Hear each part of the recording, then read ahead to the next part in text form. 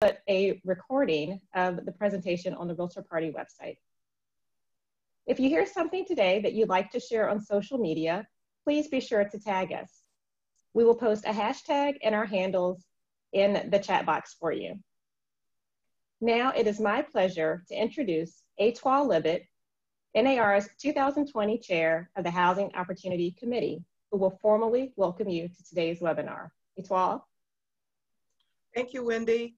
Hello. As Wendy said, I'm Etoile Libet, 2020 Chair of the National Association of Realtors Housing Opportunity Committee. Welcome to Transforming Vacant and Abandoned Properties. This is the third webinar in our four-part series, Stabilizing and Revitalizing Neighborhoods in the COVID-19 era. This webinar series is part of NAR's Transforming Neighborhoods program, which we offer in partnership with the Center of Community Progress. Transforming Neighborhoods provides realtors with the opportunity to learn alongside their local partners about underlying factors that keep vacant, abandoned, and deteriorated properties stuck in decline, and explore ways to bring these properties back to productive use to create vibrant and equitable communities.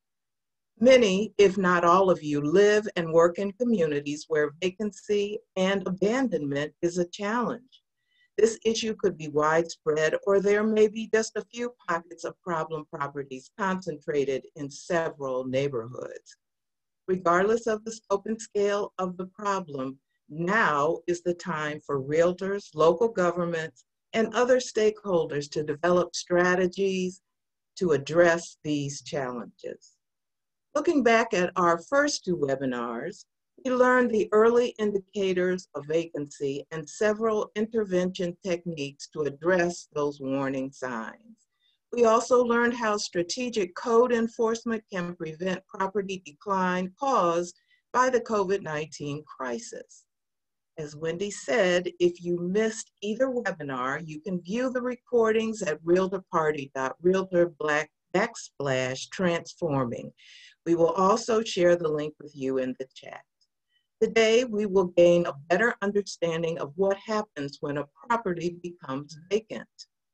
Moreover, what happens if that property is also tax delinquent and the owner has abandoned their financial responsibility? Our speakers today will help us to make connections between property tax enforcement, vacancy, and neighborhood stabilization. First, we will hear from Matthew Price, General Counsel for the Center for Community Progress.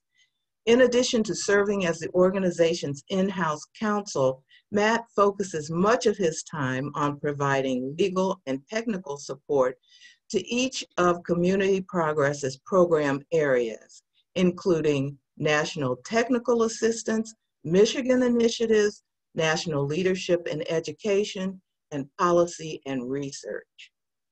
After Matt shares information about how delinquent tax enforcement, code lien enforcement, and conservatorship can be used to transfer properties to responsible ownership, Jan Marie Inengay and Stephanie Lee Howell with the Yuma Association of Realtors will share how the association worked with their city to turn vacant land into a community asset. Jan Marie Inengay serves as the executive officer for the Yuma Association of Realtors, a 650+ member organization of real estate professionals committed to protecting the rights of real property ownership, serving their community, and to excellence, integrity, and professionalism. She has been with YAR since July of 2012 and has nearly 40 years of association management experience. Presenting with Jan Marie will be Stephanie Lee Howell. Stephanie is president of the Yuma Association of Realtors and has been a licensed realtor for over 25 years. She started in the construction aspect of the family business for Lee Homes, LLC, in the development of residential subdivisions, and eventually moved to the sales side. She attained her broker's license in 2013 and became the designated broker of Lee Real Estate and Investments in 2015. Thank you all for sharing your information and knowledge with us today. We look forward to hearing from all of you. And now I will turn things over to Matt. Matt? Thank you so much. I really appreciate the introduction. If you all could just give me a quick second while I begin here to share my screen. All right. Okay.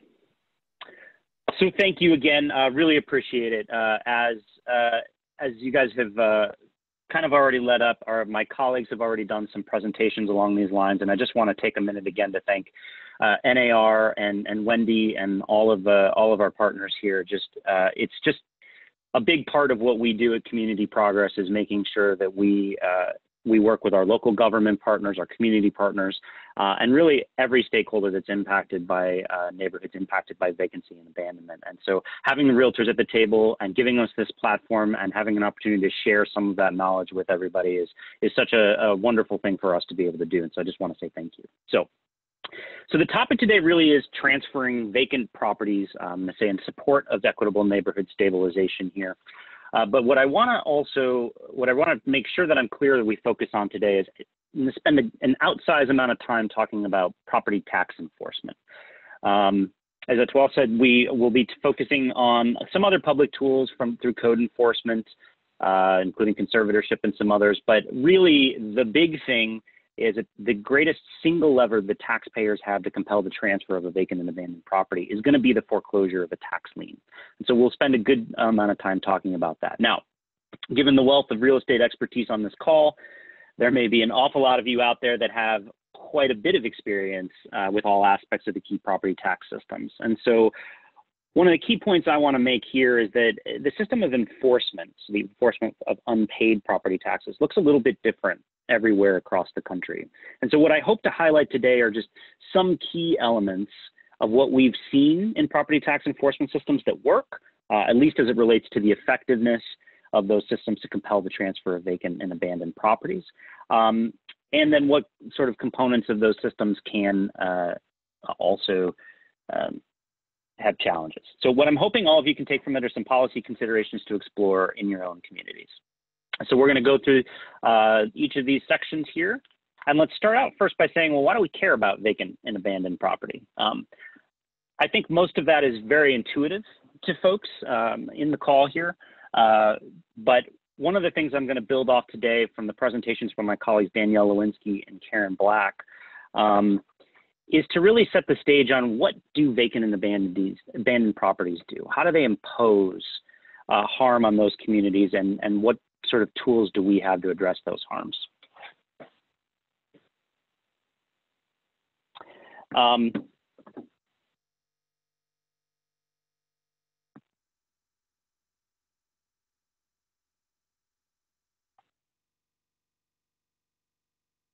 So I apologize. One of the things we touched on is how do they impact the housing stock in the community, right? To varying degrees, problem properties impact the home next door, the block, and even the entire neighborhood. So where the problem properties exist, you're often going to see a lack of resources, investment, and most often you're going to see outsized local government services being provided, including code enforcement calls, nuisance abatement calls, police and fire calls, and other calls for service. In fact, many studies have actually been done to shed some light on the actual costs these properties impose. So those direct local government costs we just talked about, code enforcement, all kinds of other items as well, those are calculated and we call them direct costs. There are other indirect costs that are also really important. And so one of the studies that we've done as an organization is we've been able to show that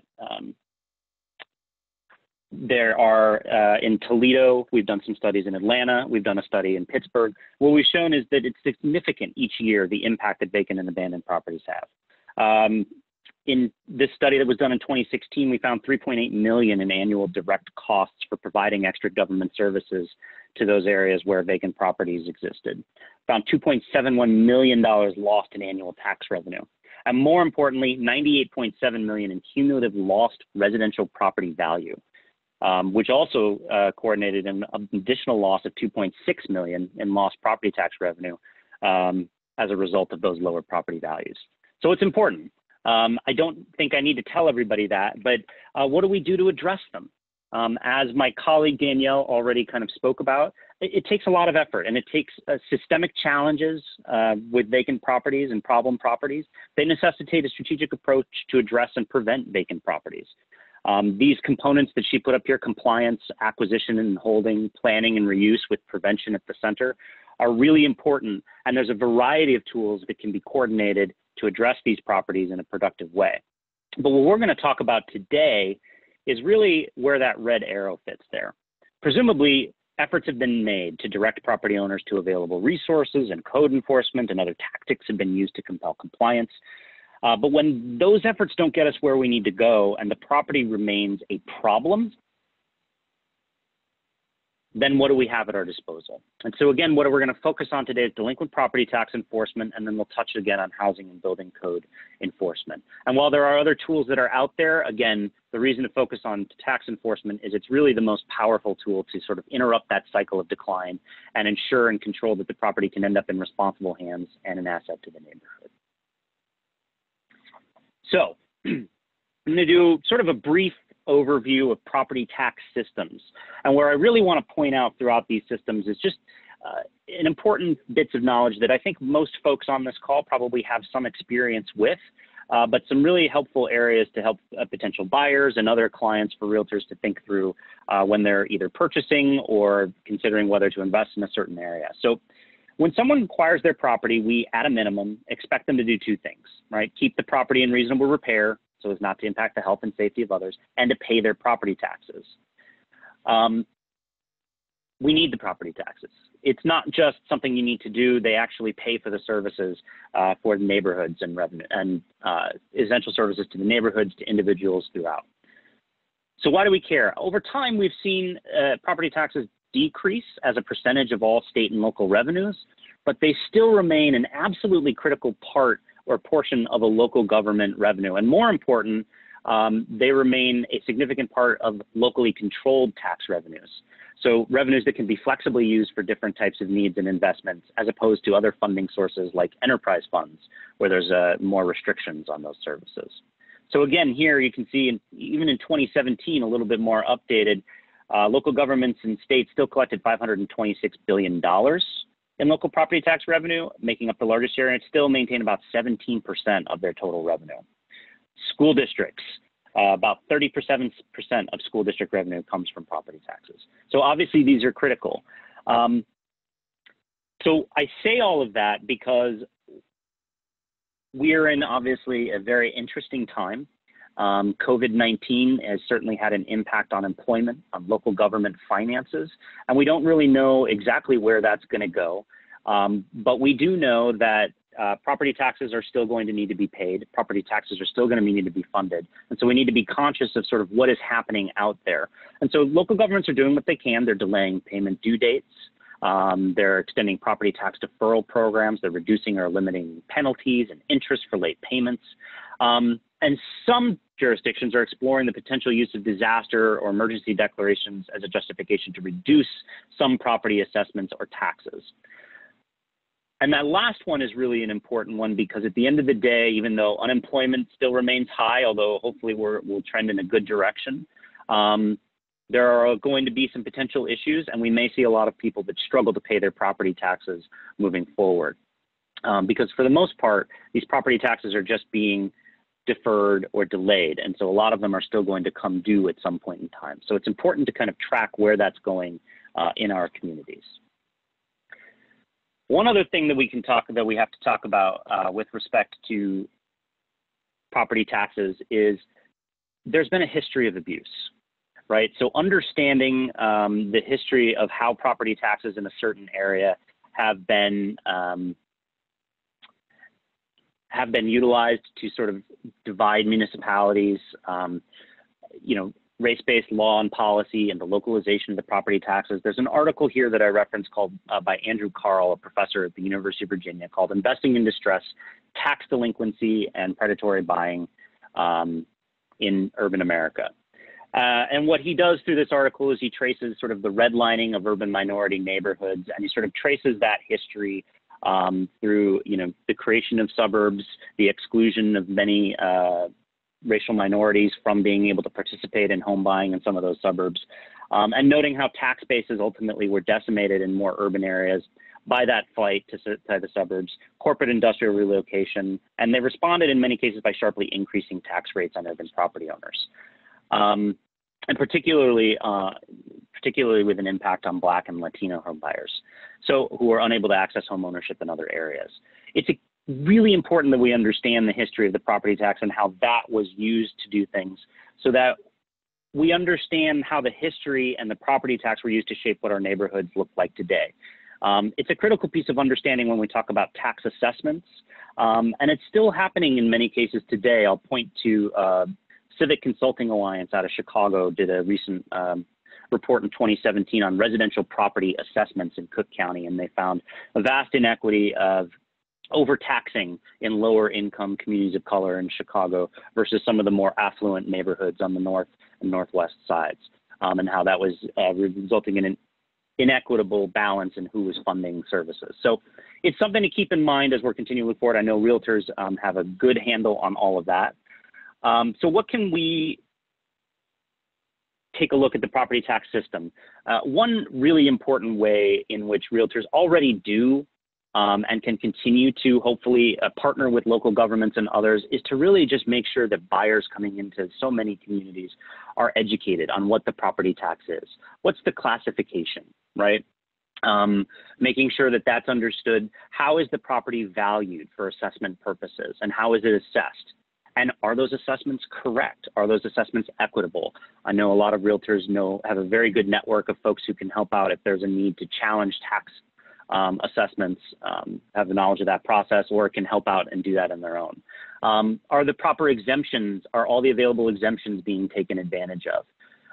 Understanding how that valuation and assessment is impacted by the tax or the millage rates, and then helping their education buyers or prospective owners really think through what happens when you don't pay the taxes.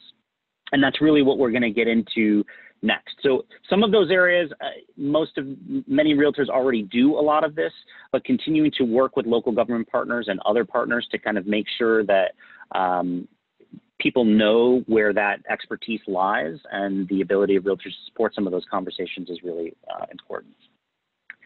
So I'm going to take some time now to talk about property tax enforcement.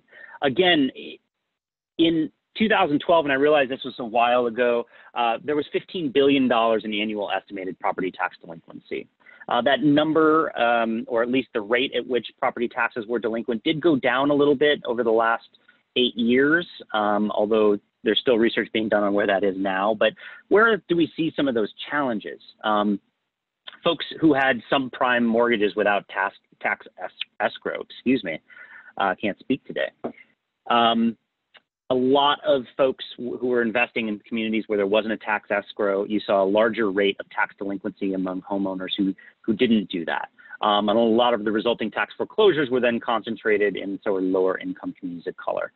A lot of the tax enforcement is really complex. It's outdated. Some of these statutes were written 100 years ago, and not all that much has changed over time.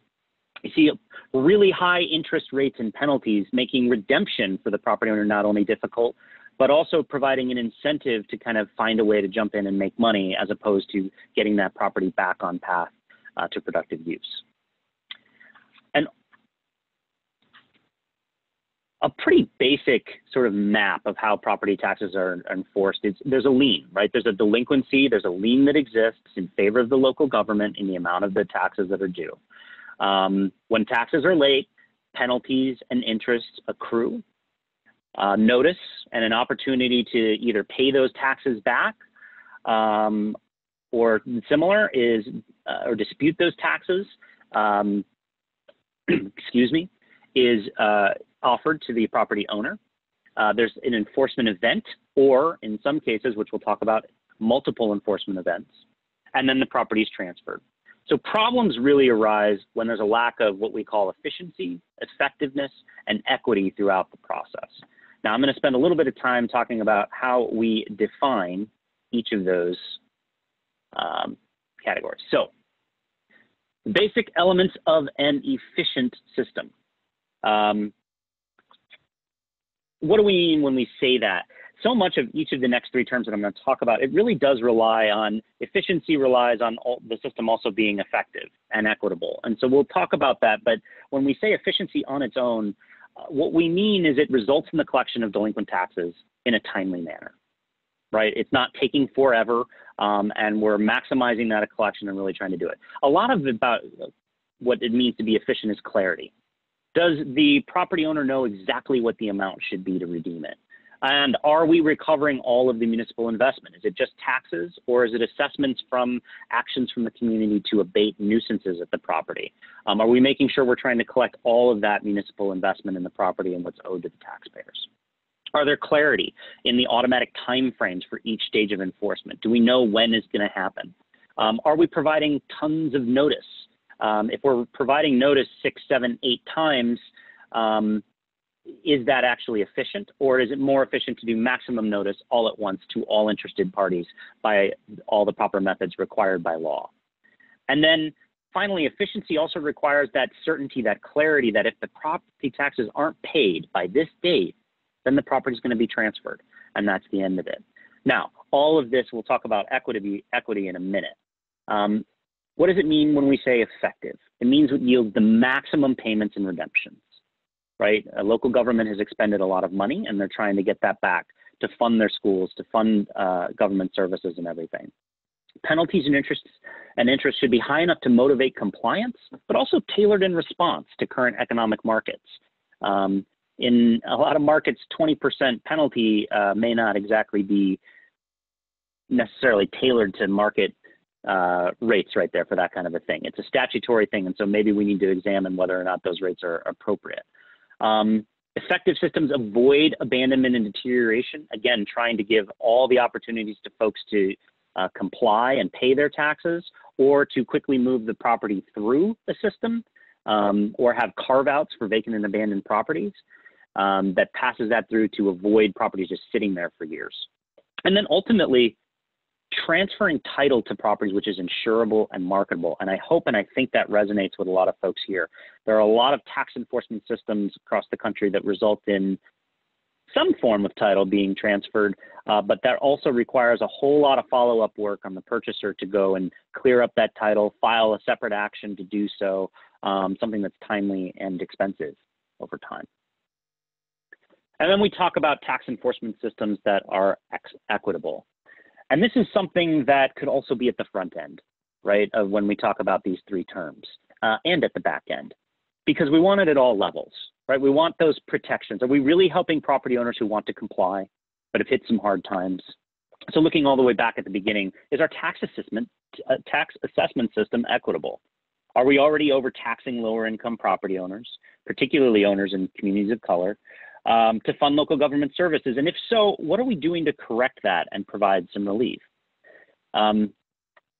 Equity also requires education.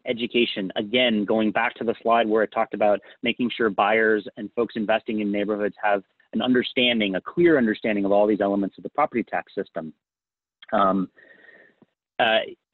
that can be focused outreach programs for those particular populations who have really had a challenge and who really need some additional support. And finally, what does this system do to ensure that the transfer of the property doesn't really result in the same property winding up back in the foreclosure process again in the future? How can taxpayers have a role in making sure that buyers are seeking to invest with the interests, needs, and priorities of the community, and that is in alignment? So that's what we mean when we say those three terms. All right, so now going to move into the range of enforcement options. And I'm going to try to boil it down into public or private enforcement options. Now that's a bit of an oversimplification, but it's a bit of a complex when you talk about there are 50 states and tax enforcement looks a bit different in all 50 of them. And tax enforcement can look different from county to county, or even in many cases, municipality to municipality. For example, the state of New York authorizes just a range of ways to enforce property taxes. Different counties and different municipalities enforce them all in different ways. So it's really important to kind of understand, what are we looking at when we talk about these range of enforcement? So I'm going to break it down into three sort of primary areas here, and to talk about first, enforcement solely by local governments. So in Michigan, where the taxes are delinquent for a period of about 3 years or so, the county then forecloses on the tax lien and takes title to the property. And then they either auction off the property or work with the local land banks and governments to put properties on a path to reuse in line with other community partners. That's one way of doing it. In other jurisdictions, they sell the tax liens to private investors. So it's the sale of the tax debt to a private investor, which conveys both the right to collect the unpaid taxes and keep penalties and interest, and most often the right to foreclose then on the property and compel the transfer of that property. And then third, another form is the use of third-party tax lien servicers, which you've seen in some places in upstate New York, to manage the debt on behalf of the local municipality, which essentially then sells the debt in bulk to one of these tax lien servicers, which then also transfers the right to enforce and collect on that debt and potentially even foreclose on the property. So when we get down to it, I'm just boiling it down to the sale of tax liens and a judicial in rem option, and I'll explain what that means in just a moment. I can't compare every single private option of enforcement and public option of enforcement, so I've chosen these two to kind of highlight some of the differences that exist out there. It helps me to simplify it a little bit, and just to be completely clear and above board, I am summarizing these for you, but I also definitely favor the judicial in rem and more public approach. I think that it provides greater community control over the process and results in a more equitable outcome. But I just want to make sure that that's clear from the outgo, that you understand my bias here. So the sale of tax liens, this private enforcement, there are valid reasons for cash-strapped local governments to seek help covering property tax payments to fund local government services. And they do that by selling the tax debt and then letting somebody else go collect it. And they get a benefit for that. But the biggest question to me becomes, what does the local government give in exchange, both for the immediate and long-term future ramifications of doing so? So the sale of tax lien, when you sell the tax lien, you lose some control. Offering more payment or hardship plans after it's sold becomes complicated. The motivation of the lien holder is really to maximize their return on the investment through the interest and fees. And while that is a completely rational expectation, it differs a little bit when you talk about the motivation of a lien holder if the lien holder is the public entity or local government, which is to collect taxes, prevent displacement, and get that property back to public use. Sale of tax liens is usually administered by that individual or that corporate investor, and now the sale, a judicial option or an option to foreclose on the property tax lien by the local government as opposed to selling the tax lien can be administered by local officials who are accountable to the public. So if they make a mistake, hopefully those voters will hold them accountable in the next go around. Unpredictable outcomes, if not redeemed, that can really happen with the sale of tax liens. The tax lien buyer can buy the tax lien, wait for the process to sort of the time for redemption to go to expire. Could be a couple of years, and then they can choose to foreclose on the property, or they may not choose to foreclose on the property. They may walk away. There's a variety of options that they can choose, and sometimes that's a cycle that you see vacant properties really get stuck on. Whereas in a judicial in rem, the same thing can happen. It still can be unpredictable, but at least there's an opportunity to direct the outcome if there's non-payment and foreclose on that lien if necessary. The sale of tax liens is also multiple enforcement events, right? There's the sale of the tax lien, multiple layers of notice, then there's going to be a subsequent foreclosure of the property, and it's just multi-layered. A judicial in rem model or a tax lien foreclosure model is more of a one-time enforcement event that hopefully, if done right, can result in insurable title at the end. So that's just a quick explanation of where those two things going. We attempted to work with some partners in West Virginia to really try to map out the tax sale process in West Virginia. Now, I don't expect that everybody can read this at home, one of the things I want to communicate here is the complexity of the process. In West Virginia, they allow the sale of the tax liens. And so this map kind of shows the various stages at which some of these things sort of happen. It's just important to kind of understand, and there's a link to this in the presentation, or there's a URL for folks to kind of take a look at. Notices can be provided as a delinquency, and the tax debt is going to be offered for the sale. If it's bought, there's a long waiting period, 1 to 3 years, to give the owner time to pay everything back.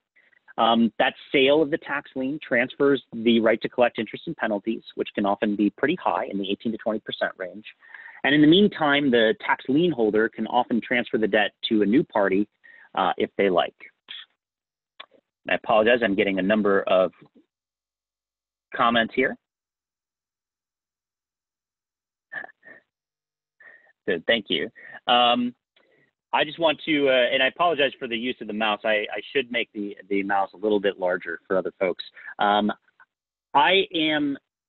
So once the property tax lien is sold, the tax lien holder can often even transfer the debt to a new person. So it may be that somebody else can step into their shoes. If the owner doesn't redeem, the tax certificate holder can foreclose on the tax lien. They could walk away from the investment, or they could sometimes even get their money back if something has changed materially with the property. So in Illinois, there's a process where they can petition for a sale in error and potentially recoup their original investment too, and choose to walk away. So if the lien doesn't get sold, which is the bottom part of that chart, the lien is often transferred to the local government, which then has the responsibility of figuring out what to do with that lien over time. They're still subject to redemption periods. They may be subject to additional notice periods. They may be required to foreclose on it, but in most cases they're not. And in any event, there still needs to be some entity at the back end, if they are going to foreclose, that's going to be able to figure out what to do with the properties and to do something responsible with that. So that's just one example of the sale of tax liens that we've tried to map out. Again, the point there was really to illustrate some of the complexity within the system. We also did a study of tax lien sales in Baltimore City. And this may be of interest to folks because it talks more about some of the dollar figures and some of the data that was really at issue. So what we found was that the tax lien or the tax certificate sale transfer was about $1 to $2 million annually to a handful of private investors who can recoup a lot of fees and other penalties from the sale of delinquent taxes. There really were limited protections for most vulnerable residents. Once that tax lien was sold, like I said earlier, it's a little bit harder to craft programs to really help support existing homeowners. And a key one here, about 4,000 properties that are likely vacant and abandoned. And again, this is in Baltimore City per year that are simply recycled through the process. Nobody bids on the tax lien. The local government doesn't really have the capacity to take title to all of those properties, and the next year's taxes go unpaid, and it again, after a couple of years, goes back up for sale. And so these properties were recycling through the system. So the final observation is that even when the process is utilized, it doesn't really result in clear title in the hands of a new responsible owner, which again is one of those efficiency issues that we mentioned earlier. So in that report, in our 2016 recommendations to the City of Baltimore, we proposed some new things to think about. So utilize a newer judicial tax enforcement process, where if the taxes aren't paid by a date certain, the local government forecloses on the lien and transfers it to a local government. If they're effective, we've talked about recommendations to ensure the collection of the tax revenue before those properties became vacant and abandoned, and that revenue could be directed to the local government. And then finally, could it be more equitable? We recommended modifying some existing programs to increase things like homeowner tax credits, exempting certain values from taxation, offering additional notice or outreach regarding tax enforcement, and ensuring the availability of all those hardship programs. So what we recommended wasn't exactly what ended up happening, but what did happen is over the period of years, and starting in 2017, the state created a statewide task force to study the sale of tax liens, and to also study and propose some additional alternative enforcement methods. And so in May 2019, there was new legislation in Maryland that authorized a judicial in rem tax foreclosure option for vacant and abandoned properties only. And this was really important. It's a new system now where local governments can adopt this process, not offer the tax lien for sale, to transfer any of that control, and instead more quickly and efficiently foreclose on that property, that vacant and abandoned one that's causing harm, get their hands on it and try to put it back on market, or try to get it back in the hands of a more responsible owner to take control. In August 2020, Baltimore City just became the first Maryland local government to adopt this judicial in rem tax foreclosure option by adopting a local ordinance. So obviously we'll be able to report back on the effectiveness of that over time, but it is a really interesting new tool and something that we think is great. So is that really the goal? Judicial in rem. And when I say in rem, I apologize, I should have defined this earlier for you non-lawyers, although I know I'm speaking to a bunch of realtors who probably have as much or more knowledge as any lawyer in this space does. In rem means relating to the property. In personam would be the person, but in rem is really about the property, at least as it's used in this way. So it would be a foreclosure of the property, which really means that we're not focusing on foreclosure of the debt as relates to the person. We just want to get the property, we want to get a handle on it, and do whatever we can to make it as attractive to a new purchaser or investor in line with community goals as soon as possible. So is a judicial in rem system equitable? Theoretically, it would be based on an assessment system with the proper built-in circuit breakers for vulnerable participants, hardship payment programs. It's designed to be efficient, right? There's clarity in lien priority. That's the idea. Clarity in redemption amounts, clarity in the time frames for each stage of enforcement and in the final disposition. And is it effective? There are maximum payments and redemptions. It avoids abandonment and decline. Again, it's against the property, not really the person. It provides maximum notice to all interested parties by mail and posting and publication, which is critical to ensure that when the title is transferred, that title is insurable and marketable moving forward. So just a quick note on market impact on tax enforcement, because I want to get to some of the other tools really quickly. Obviously, the various tools to enforce delinquent taxes are going to differ. In a very weak market where the taxes are going to, or the taxes or the other government interests or liens are going to be more than the value of the property or worth, enforcement systems are going to be really hard, and you're going to see an awful lot of properties make their way to some form of local government control. And in that case, it's going to be absolutely critical that as the local government takes a look at this inventory of land coming near them, that they have partners like land banks or other local government programs or nonprofit partners to help them get a handle on that inventory, to try to clear that inventory of some of the past tax liens and other issues that are there or other problems. Where you see tax delinquency in markets where the value of the property is going to greatly exceed the total of the delinquent taxes and the government liens that are there, you have some more enforcement options that might be available to you. And so, you know, if the local government is able to get a handle on the property, there's certainly most likely going to be a buyer or somebody interested in doing it. You're also going to probably see a lot less property tax decline there. So it's going to be really important to understand that market impact. I think Danielle's presentation on market fundamentals does a great and excellent job of really explaining how to think through a lot of that process. So a note on some other key housing and building code enforcement tools. So where the existing delinquent tax enforcement system maybe isn't sufficient to compel the transfer of vacant or problem properties, you know, perhaps the way the taxes are enforced in your jurisdiction simply don't allow for a more efficient or equitable transfer, and it does sort of cause properties to sit there for a period of time. Explore the local government's authority to leverage a number of things, some key housing and building code enforcement tools to compel transfer. One thing to remember is neither of these, nor are any others really, a silver bullet to fix the problem. But some interesting tools include, again, you're going to notice a theme here, judicial in rem code lien foreclosure, as opposed to tax lien foreclosure. And that really kind of gets to the crux of lien priority in the law. One of the reasons the tax lien is so absolutely powerful at compelling a transfer is because the tax lien takes priority in the law over all other liens, including mortgages or other governmental liens or other types of issues. The tax lien takes that top priority. And so when you go to foreclose on it, that's who gets the first bite at it, is the local government favor their tax liens.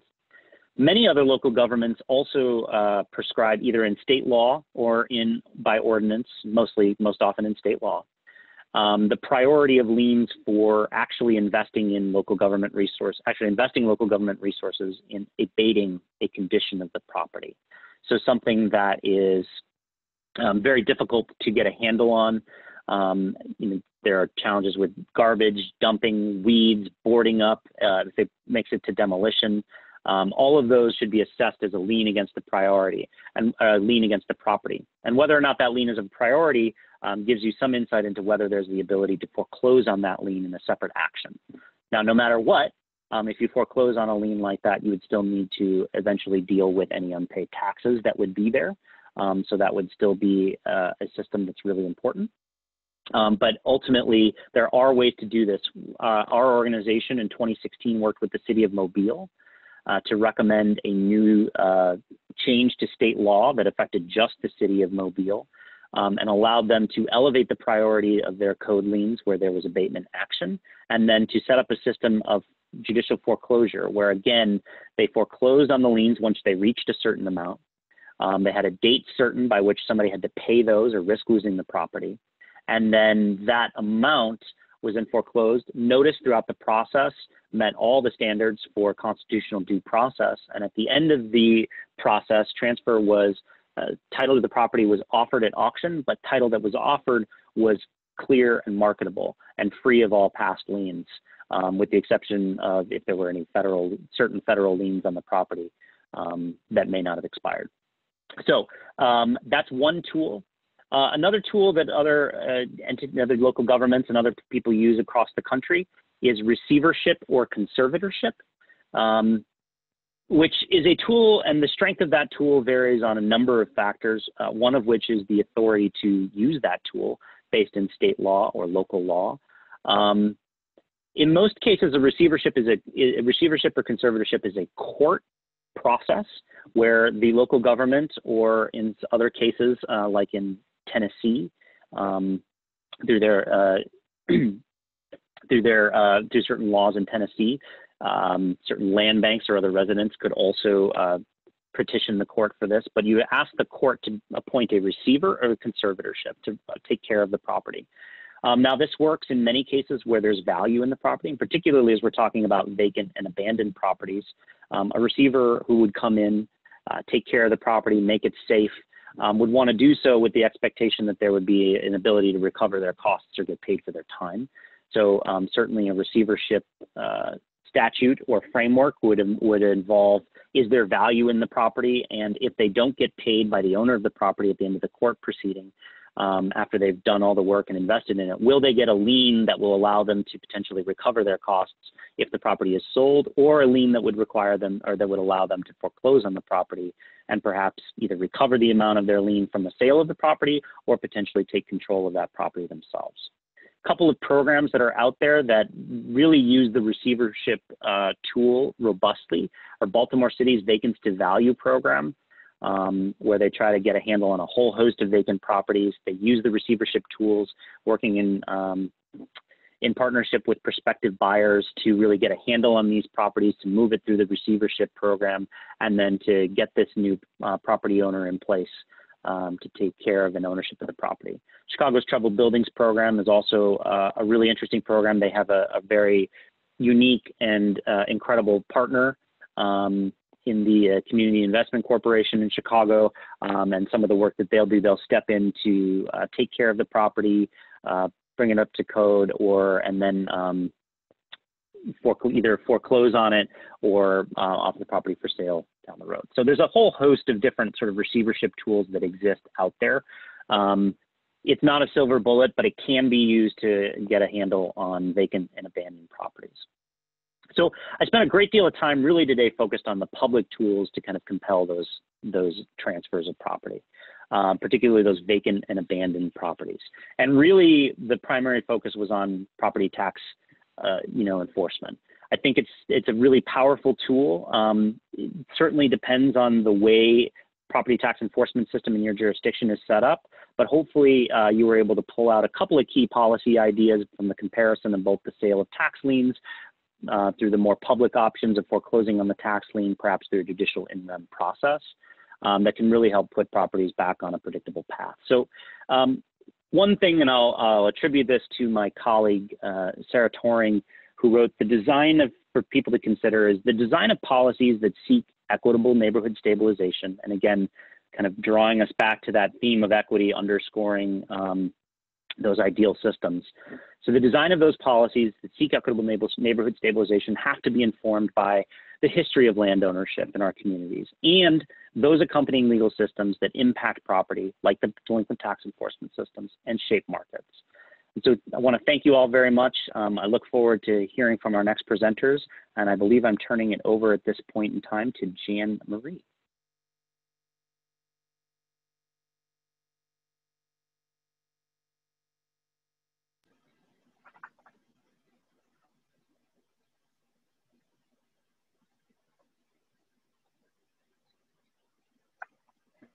Good morning.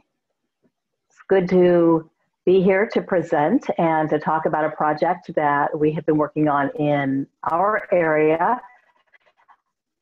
As Matthew had outlined, there are some real challenges that we need to address, and we don't just walk into a city council meeting or a county commission, board of supervisors and say, hey, we've got a great idea, let's do this. If they don't know who you are, and if you don't have a relationship that's built on some degree of credibility and trust, you're not going to get very far. So what I want to propose to you is something a little bit different. So first, warm greetings from the sunny Southwest. And Stephanie and I are looking forward to sharing with you today about a project that helped us in furthering an improved working relationship with our local government officials and city staff and county staff. Our association is about 675 members, and like many of your associations, I suspect has grown rapidly in the past few years.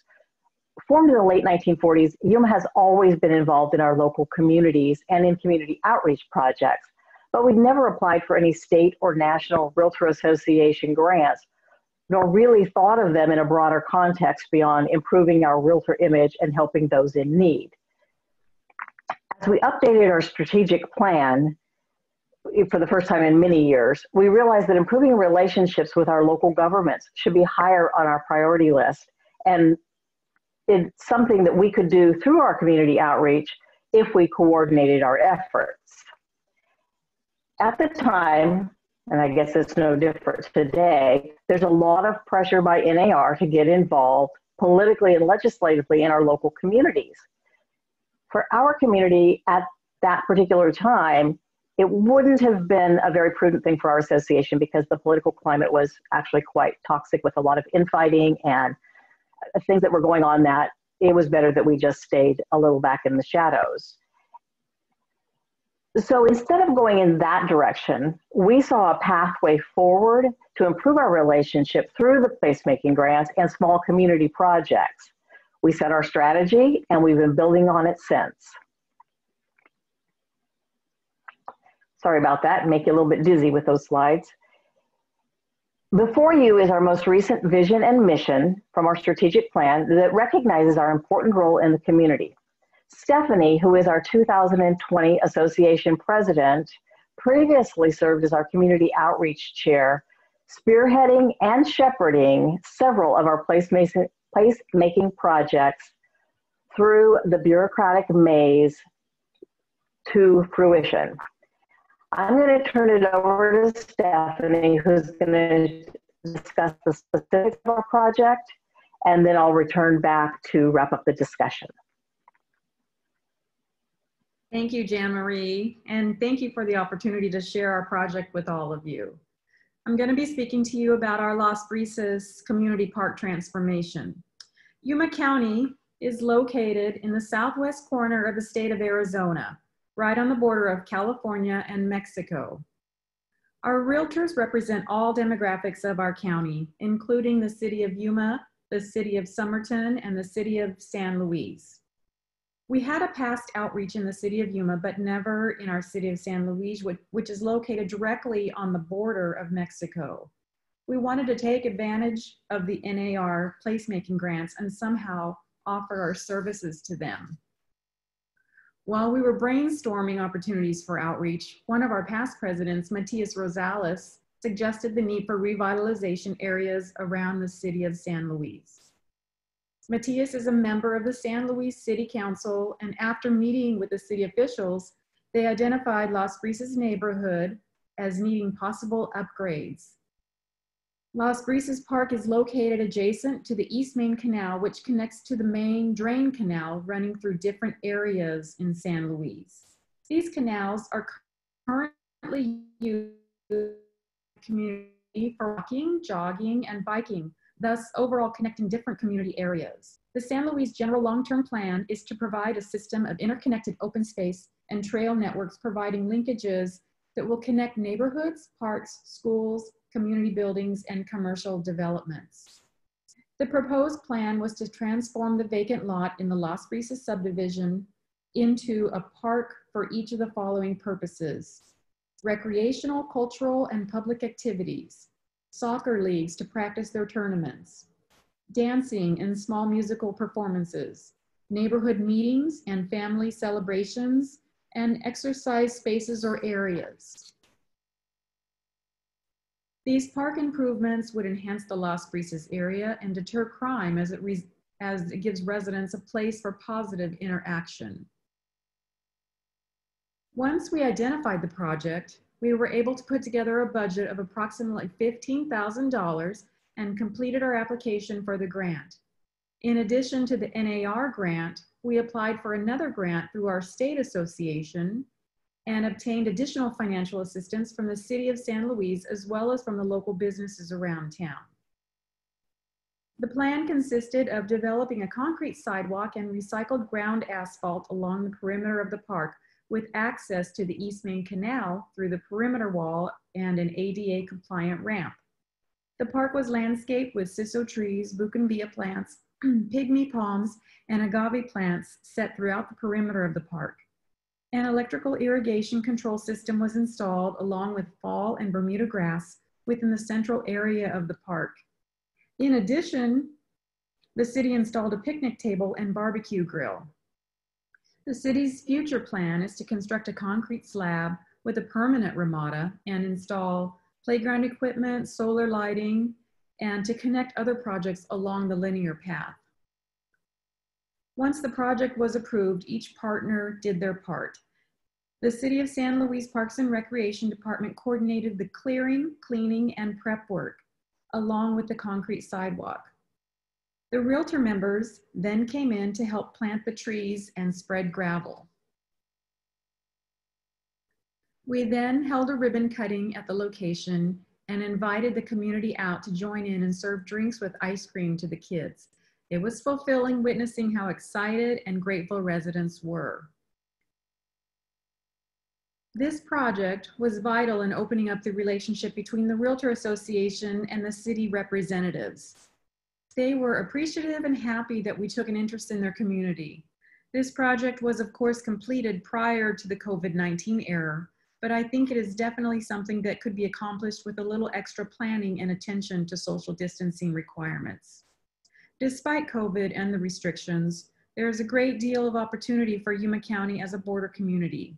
The port of entry in San Luis opens up a lot of possibilities, and there are ongoing discussions about how we can elevate our involvement beyond these smaller projects. These discussions would not be taking place were it not for our demonstration of support through this relatively small project.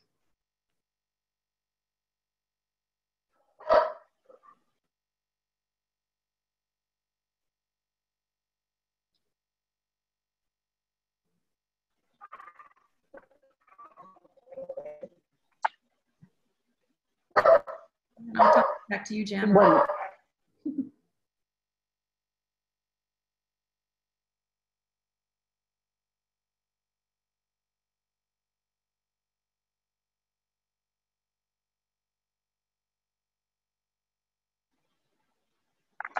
Sorry about that. So thanks, Stephanie.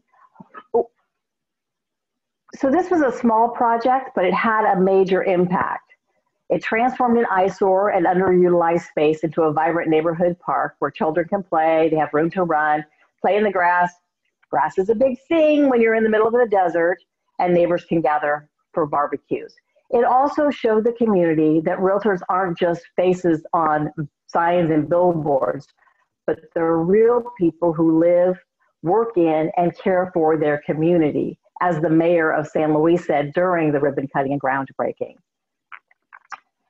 And in addition to the direct community benefit and the transformation and the enhancement of the realtor image and value in the community, we also were able to leverage state, national, and local funding for this project. We know that our local governments will be facing challenges on a variety of fronts. And as involved and concerned members of our community, realtors and realtor associations play a critical role in bringing about solutions.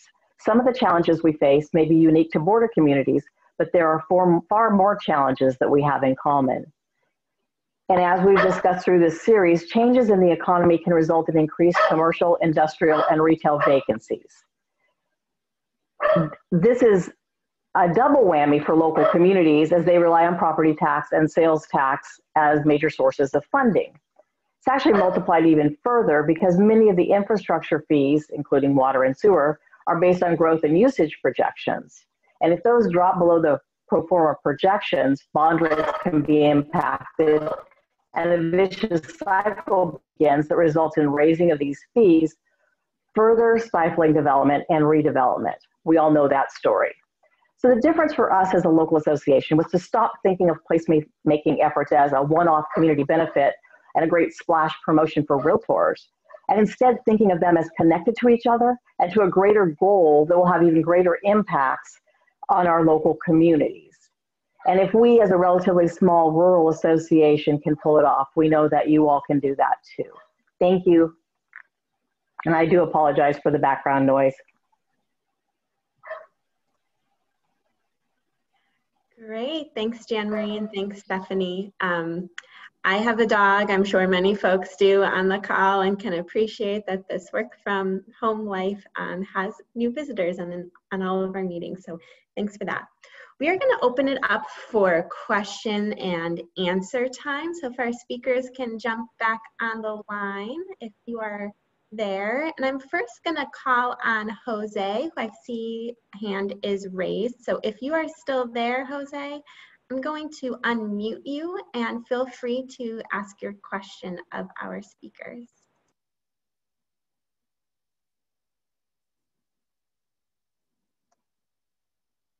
No.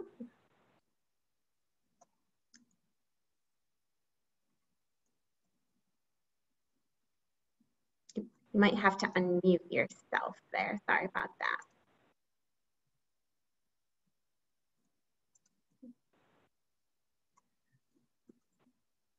Okay, maybe Jose has left. So we are got a question for you, Matt. Can you expand upon the title clearance issues that you talked about as part of your presentation? Sure. I guess I'm going to go full bore lawyer on you and ask, what do we really mean by title clearance? I'm going to actually just make an assumption there. So there's two things that I want to quickly address. One, which is due process, right? When local governments have to foreclose on the tax lien, there is a constitutional process that they have to follow, and there's a line of case law, Supreme Court case law, starting with the really established in Mennonite Board of Admissions versus Adams case a number of years ago, that really kind of lay out what local governments need to do, the steps they need to take to provide notice.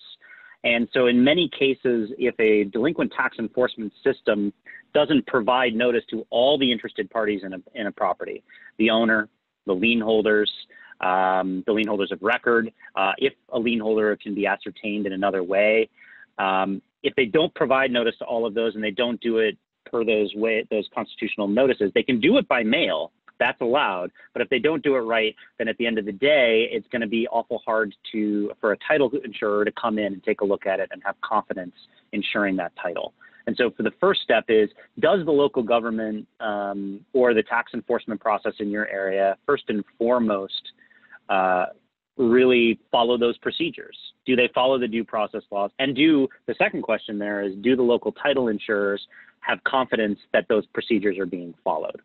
And so whatever system of tax enforcement you run, I think it's really important, particularly realtors who have a great deal of experience with properties with complicated title and other issues, to understand whether properties coming out of that system can get property insurance. And if not, maybe another potential policy point to work with local government partners on is thinking through how can they support or develop a system where actual notice is being provided per the rules that are out there, and then also involving title insurers too, bringing your partners in the title insurance industry to the table to make sure that what's being done will follow what their requirements might be.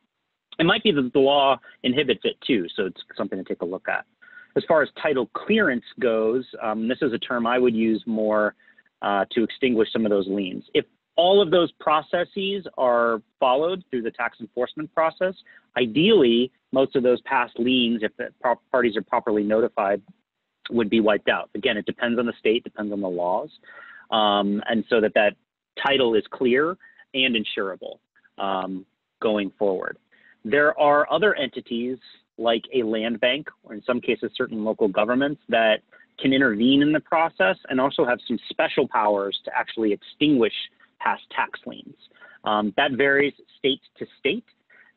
So we'd have to know a little bit more about the jurisdiction that we're talking about and whether or not that ability exists to sort of wipe clean some of those tax or government liens to try to, in an attempt to get that clear title that somebody is willing to buy and somebody's willing to insure. Hopefully that was helpful. Thanks, Matt. Jan Marie and Stephanie, a question for you.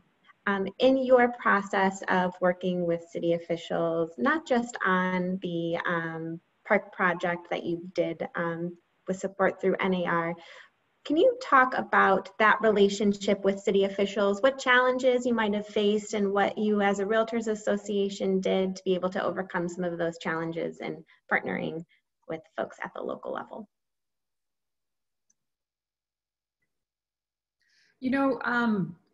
I can answer that. I dealt mostly with them, and they were very receptive to what we had to offer. So they went out of their way to work with us, and they were very happy that we reached out to them. And we really, the hardest thing was finalizing the plan. And but once we did that, yeah, they were great, and they were thrilled to be working with the realtors.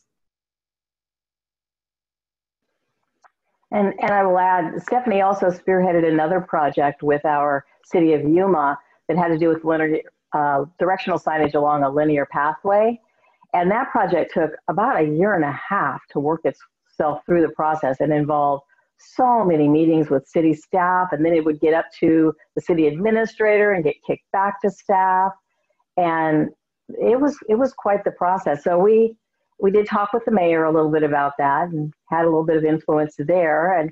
But ultimately that project also became a reality, and the city was very appreciative of those efforts, but it took quite a while to get through.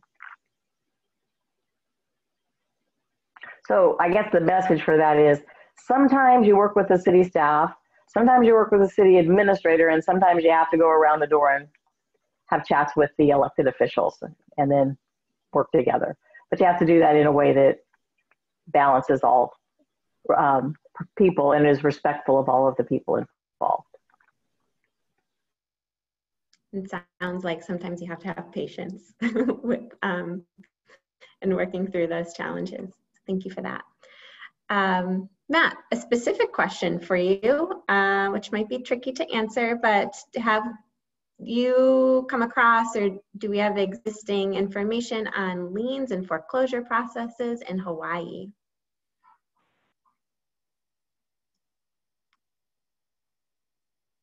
Oop, we can't hear you.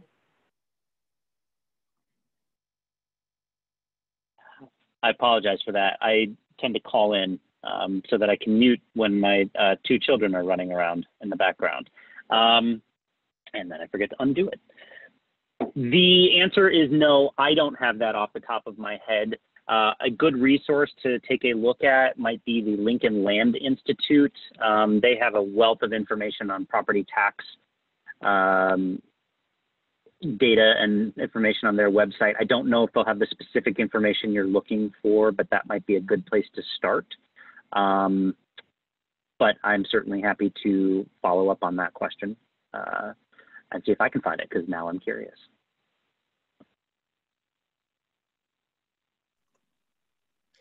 Matt, you talked a little bit in your presentation about the anticipated challenges that COVID is going to impress upon property owners and their ability to pay their property taxes, given the state of the economy and unemployment that's sweeping across the country.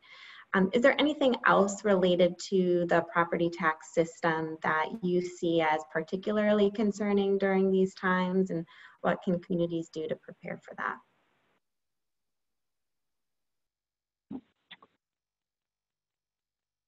That is a really big question. You know, I think it's one of those things, as we do with all of our work at Community Progress, so much of what's a challenge in one community may be a similar challenge in another, but for a host of different reasons. I still think that, you know, we don't know a lot about the impact of what COVID is going to have. And, you know, we see a lot of data that shows us,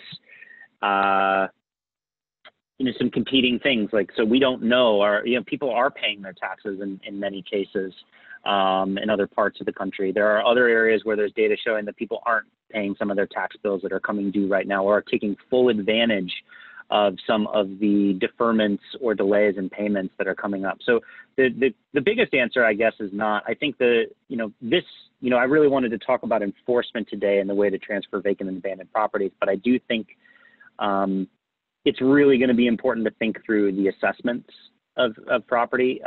Right now we see, you know, a lot of, I'm not a realtor, but I live in Chicago and in the Chicago area, and in certain parts and in certain suburbs of Chicago and in certain neighborhoods in Chicago, properties are selling like crazy, and prices are going up, and there's a lot of competition. In other markets and neighborhoods in Chicago, not so much.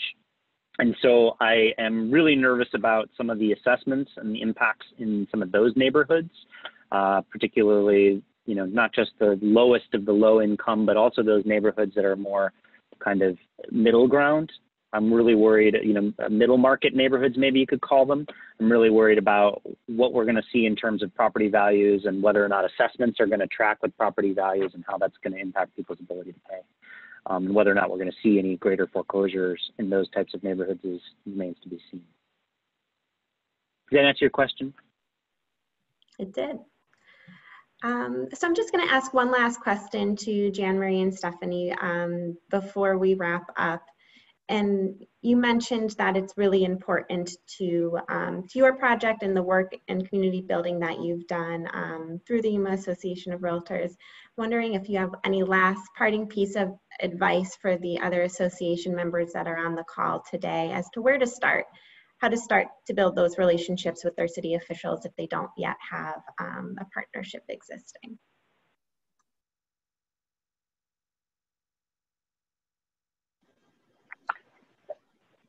Stephanie, you want to handle that? Do you want me to take the first shot? Well, I think it's just a matter of just deciding to do it, and then reaching out, and then it takes you in the direction of who, you know, find out who you need to reach out to, who your connections would be, and it just kind of falls into place from there. It helps to have, with the city of San Luis, it was helpful to have Matthias. He was able to set up the meetings for us and set up the connections. And it helps to have relationships with your local officials also on the city council and all that. So it's sort of a catch-22, because you're trying to develop the relationship, but you need a relationship. But a lot of times we have, fortunately, Realtor champions, and that's what NAR works with us to build, our Realtor champions. And so we have those individuals who are placed in strategic positions that are of benefit. But if not for an association, start small. Don't think that our very first project was a cover over a bus stop. It was a bus stop in an area where a lot of people utilize it. And you recognize that it can get 120 degrees here. And so our summer, in fact, we've had a record hot summer. And so that was, it was a big project, but it was really a small investment. Took a little while to get it going, and we had to coordinate through our transportation agency, and that involved working with several government agencies. But I think the thing is to take that first step, and then to think of your projects in the context of the whole, that this isn't just a one-time thing that we're doing, but we're building this relationship, we're building this experience, we're building our credibility with the National Association as well, and learning more about what opportunities are available, what funding is available. And we also this last year applied for a housing opportunity grant to help with our military-based housing allowance, because it is insufficient in many cases, partially due to our low inventory of townhomes and apartments, which is what it's supposed to cover. And we're finding that is similar in other rural communities with military installations. And so it's an issue we'll be elevating. But again, we would not even be doing that had it not been for that small bus stop project and just starting someplace. So that's my advice.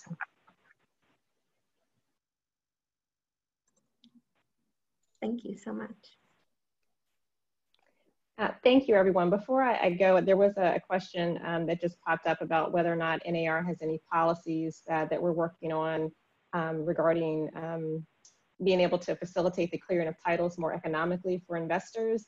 I am not aware of anything like that, but Heather, I will put my email in the chat before we leave, and you can email me directly just to follow up so I can make sure I have a good understanding of what that question is and then get you to the right person if indeed there is any information.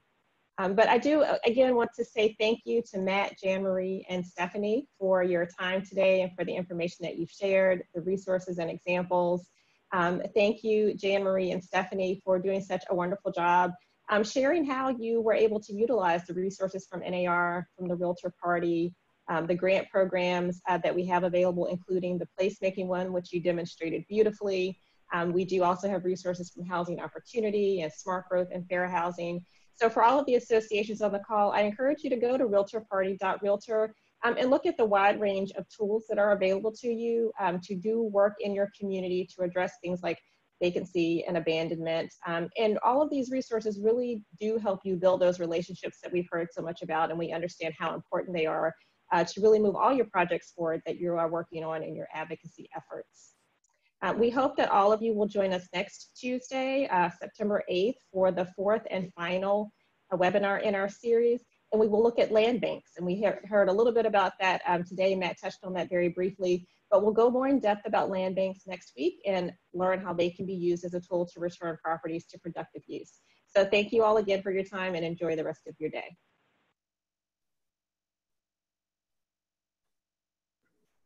Thank you.